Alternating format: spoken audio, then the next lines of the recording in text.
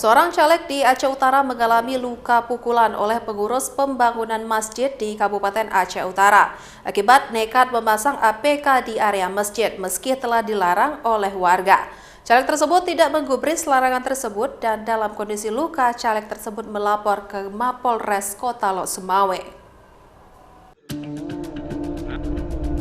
Seorang caleg Partai Keadilan Sosial mengalami luka pukulan serius di bagian wajah oleh salah seorang pengurus pembangunan Masjid Bahbus Salam di Kedai Simpang Put, Kecamatan Simpang Keramat, Kabupaten Aceh Utara.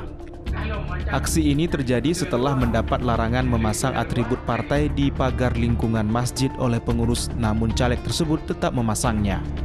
Dalam kondisi babak belur, bersama kader partai lainnya melakukan pelaporan pengaduan tindak kekerasan ke Mapolres Kota Lok Sumawe. Ia mengaku menaikkan spanduk dan umbul-umbul partai di pagar Masjid Bahbus Salam Simpang Keramat pada Sabtu siang. Usai memasang atribut tersebut, tiba-tiba datang pengurus masjid menyuruhnya mencabut semua atribut tersebut. Tapi tidak diindahkan sehingga pengurus pembangunan masjid marah dan langsung menonjok wajah Denny hingga berdarah.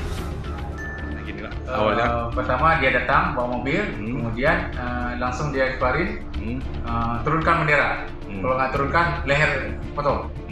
Sudah, kami jawab nggak, tetap kami pasang. Tapi dia langsung apa istilahnya, dia nggak berani nggak berani bertindak lah ya. Dah duduk. Pokoknya pas bicara naik lagi spanduk dia. Sementara menurut panitia pembangunan masjid, keributan berawal saat pelaku caleg sekaligus sekjen Partai Keadilan Sejahtera tetap memasang bendera partai di pagar masjid dan tetap ngotot bersikeras memasang atribut partai di lingkungan masjid hingga terjadi adu fisik pun tak terelakkan. Makanya saya suruh tegur sama Pak Keci. Waktu Pak Keci menegur, malah sekjen PKS itu termasuk caleg di Dapil 3 Aceh Utara, dia agak keras dan malah membantah Pak Keci Kedai Simpang Put. Yang bahwasanya nggak ada urusan masalah penurunan itu.